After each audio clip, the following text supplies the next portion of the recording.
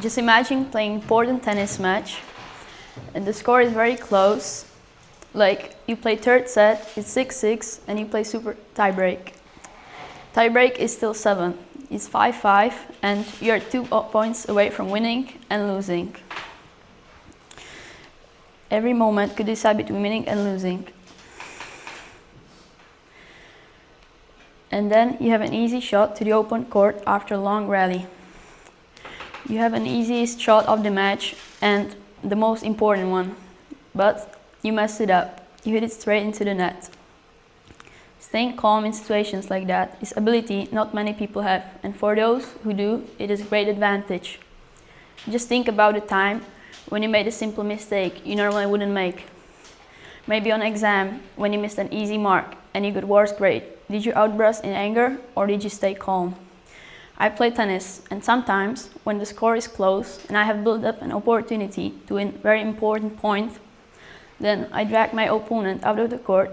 I have easy shot that I practiced 100, maybe thousands of times. But then, at the very moment, I messed up. If that moment didn't matter as much, I would allow myself to be angry. My entire thoughts would be negative, like, how could you mess this up? Or, am I a fool? But, however, in a lot of tennis matches, every point matters. So the best I can do is to stay calm and try to think of something positive that I learned from that rally.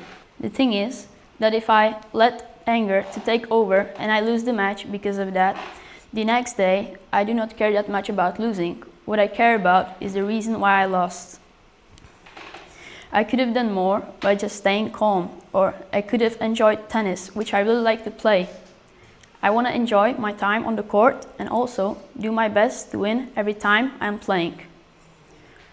However, I cannot do my best without staying calm. So all I can do to perform my best is to stay calm and play.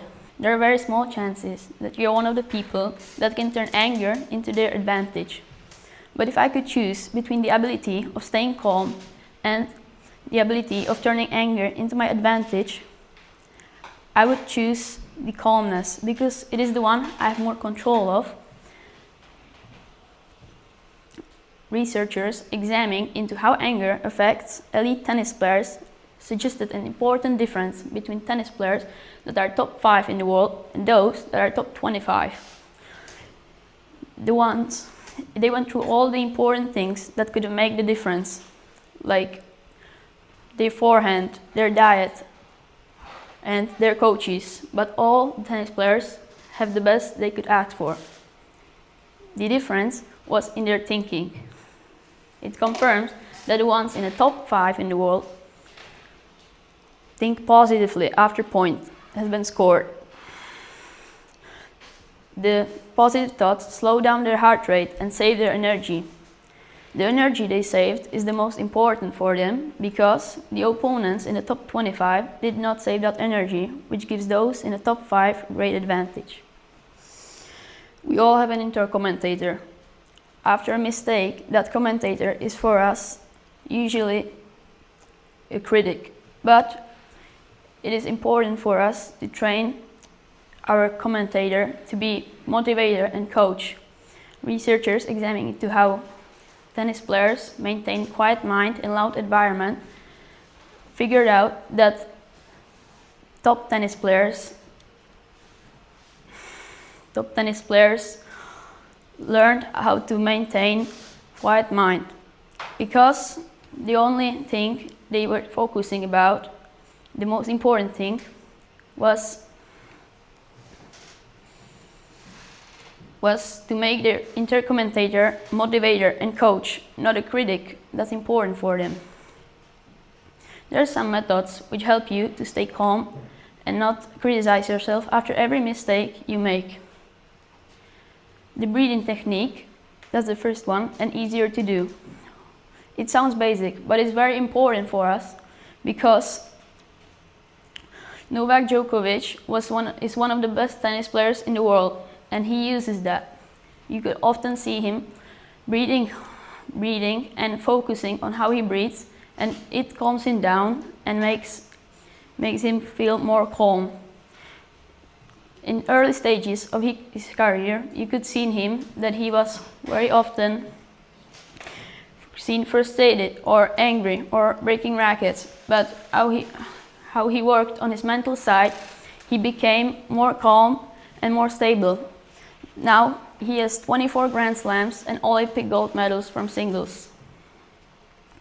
The other one is the rubber band. All you need is just one rubber band, which you snap on yourself when you have negative thoughts.